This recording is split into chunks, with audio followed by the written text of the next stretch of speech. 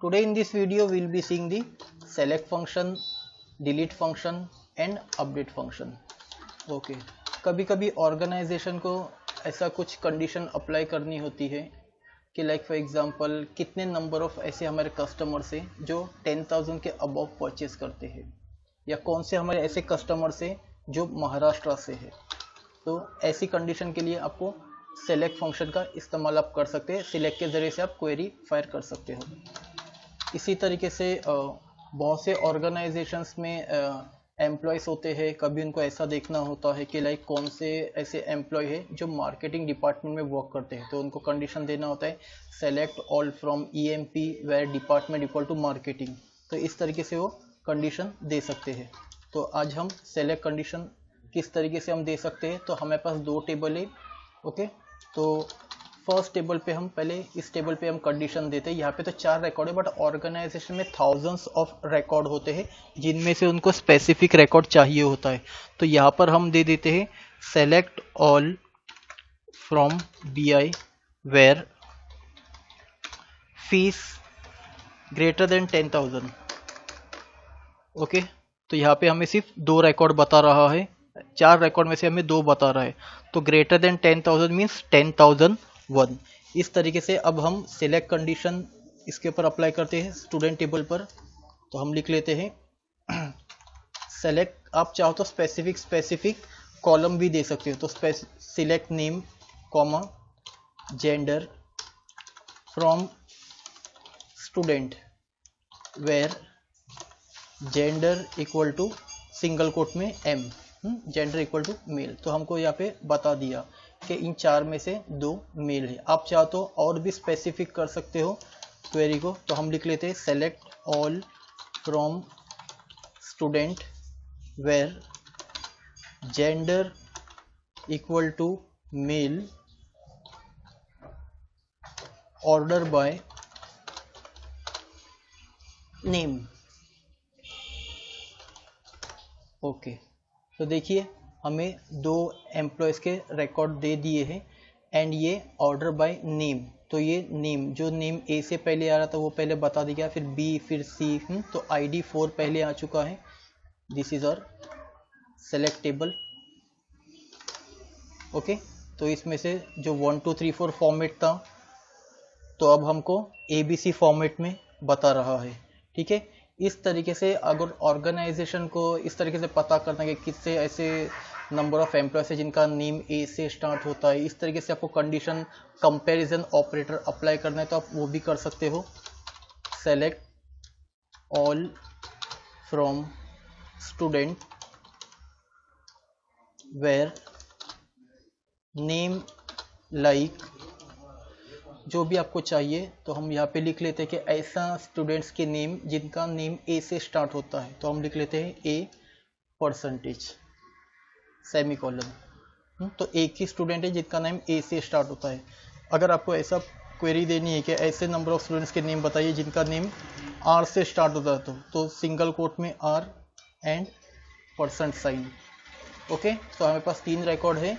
Okay, 2 record है जो R से स्टार्ट होते हैं, राजा रानी। ओके, अगर आपको एक इस तरीके से क्वेरी फायर करनी है कि ऐसे आपको स्टूडेंट के नेम बताए जिनका नेम A से एंड होता है, तो आपको दे देना सिंगल कोट में %A सिंगल कोट। ओके, तो इस तरीके से आप स्पेसिफिक क्वेरी भी अप्लाई कर सकते हो। तो हम अपने 2 टेबल देख लेते हैं। एक है हमारा स्टूडेंट टेबल एंड एक है हमारा BI टेबल।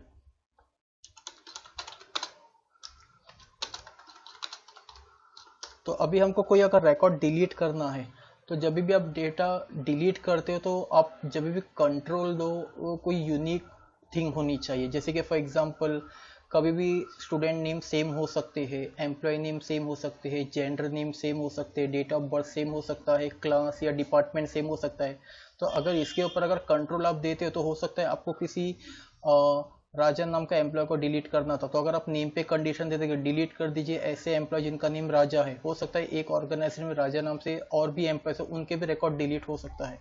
तो कभी भी आप डिलीट क्वेरी दो तो स्पेसिफिक होनी चाहिए। अगर हम यहाँ पे दे देते हैं डिलीट फ्रॉम स्टूडेंट तो सारे स्टूडेंट का टेबल ही जितने भी रिकॉर्ड्स है सब डिलीट हो सकता है, तो हमको सब नहीं डिलीट करना है। तो हम आगे और क्वेरी को और रिफाइन करते हैं कि डिलीट फ्रॉम स्टूडेंट वेयर। अगर स्टूडेंट के बाद ही हम सेमी कॉलन दे देते तो स्टूडेंट टेबल से सारा हमारा रिकॉर्ड डिलीट हो सकता था। तो हम यहाँ पे दे देते हैं वेयर ई नेम दे देते हैं, और हमें इस रिकॉर्ड को डिलीट करना है, 4th नंबर रिकॉर्ड को। तो हम दे देते हैं where E name equal to Bharat. फिलहाल हमारे पास कुछ आर नंबर नहीं है, एम्प्लॉय आईडी नहीं है, तो हम इसको डिलीट कर देते हैं। तो वेयर ई नेम,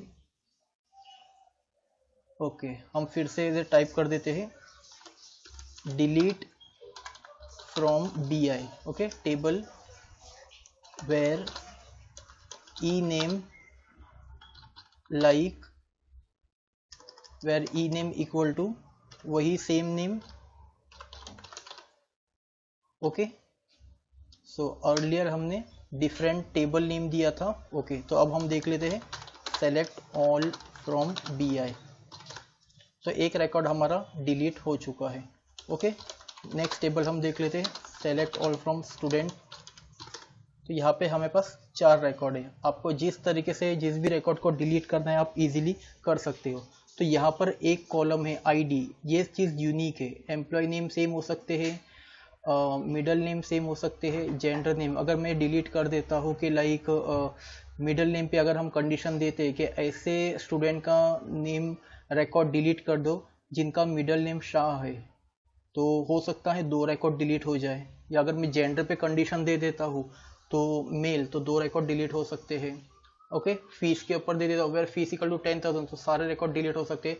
तो एक ही चीज़ यूनिक होती है, वो है आईडी। तो यहाँ पे भी हम एक रिकॉर्ड डिलीट कर लेते हैं, delete from student where ID equal to 4। इसे हमें सिंगल कोट में देने की ज़रूरत नहीं क्योंकि ये इंटीजर इसका डेटा टाइप, ओके। अब हम देख लेते हैं, तो अब हमारे पास 3 ही रिकॉर्ड है। Last function update. Update query आप कब अप्लाई कर सकते हो, जैसे कि फॉर एग्जांपल या डिलीट नॉर्मली हम इसलिए भी इस्तेमाल करते हैं, कभी कोई एम्प्लॉय ऑर्गेनाइजेशन छोड़ के जा चुका है या कोई कस्टमर है या किसी का डेथ हो गया है, ऐसे वक्त भी इस्तेमाल कर सकते हैं, ओके। कभी कभी ऐसा होता है कि हमें कोई रिकॉर्ड को डिलीट नहीं करना होता है, हमें सिर्फ उसमें लिटिल बिट चेंजेस करना होता है, तो ऐसे वक्त में हम अपडेट कमांड का इस्तेमाल कर सकते हैं। तो फिलहाल हम यहाँ पे किसी भी थिंग्स को अपडेट कर सकते हैं, जैसे कि फॉर एग्जांपल हम पहले एक न्यू कॉलम इंसर्ट कर देते हैं, ऑल्टर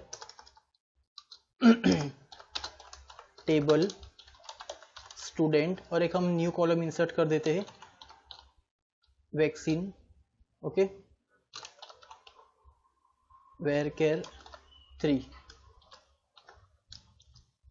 तो हम एक न्यू कॉलम इंसर्ट कर देते हैं select all from student, okay,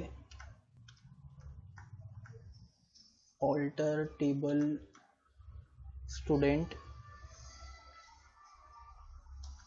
add, okay. हम ऐड करना भूल गए, हमने क्या दे दिया ऊपर, वैक्सीन ही लिख दिया, ऐड वैक्सीन varchar 3, यस या नो, इतने में ही हमें लिखना है, ओके। तो हम दे देते हैं सेलेक्ट ऑल फ्रॉम स्टूडेंट। तो यहाँ पे एक वैक्सीन का एक कॉलम आ चुका है। तो हमें इस तरीके से रिकॉर्ड इंसर्ट करना है। तो जब भी आप न्यू कॉलम इंसर्ट करते हो तो पहले से वो रिकॉर्ड नहीं थे, तो जितने भी पहले के रिकॉर्ड होंगे उन सभी को वहाँ पे नल वैल्यूज बता देता है। तो अब आपको अपडेट करना, तो आप लिख सकते हो अपडेट स्टूडेंट, ओके, सेट, मतलब किसको फिक्स करना है आपको, तो आपको vaccine set vaccine equal to single quote में yes where ID equal to 1। तो जिस स्टूडेंट का आईडी 1 है उन्होंने वैक्सीन लिया है, तो आप उसे अपडेट कर दीजिए। तो जैसा आप यहाँ पे जाते हो तो आपको बता देता है ओके इन्होंने यस ले लिया है, इन्होंने नहीं लिया है, या जिन्होंने नहीं लिया है उनका नल बता रहा है। तो इस तरीके से आप जिस भी तरीके से अपडेट कमांड का इस्तेमाल करना चाहो आप कर सकते हो। जैसे कि मान लीजिए ये 2 स्टूडेंट है, दोनों का मिडल नेम सेम है, अगर आपको इसे अपडेट करना तो आप इसे भी कर सकते हो। तो update student set M name equal to जो भी आपको देना है,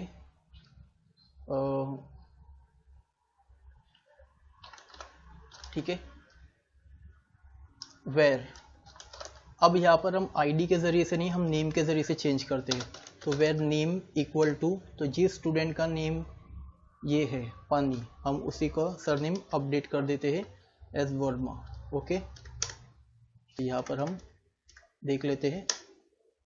ठीक है, तो यहाँ पर थिंग अपडेट हो चुकी। तो इस तरीके से आप अपडेट कर सकते हो। अगर आप ऐसा दोगे where gender equal to female, इनका नाम ये कर दे, तो वो स्पेसिफिक नहीं होंगी, वो 2 जन का रिकॉर्ड वो अपडेट हो सकता है। तो अब जब भी अपडेट करना है तो आपको यूनिक कॉलम देना है। यहाँ पे तो 4 रिकॉर्ड से हम देख सकते हैं, बट ऑर्गेनाइजर में थाउजेंड्स ऑफ एम्प्लॉयज होते हैं, तो वहाँ पर एम्प्लॉय आईडी, या कॉलेज है तो स्टूडेंट आईडी, या कोई कंपनी है तो वहाँ पे कस्टमर आईडी, इस तरीके से आईडी आप क्रिएट कर सकते हो। ओके,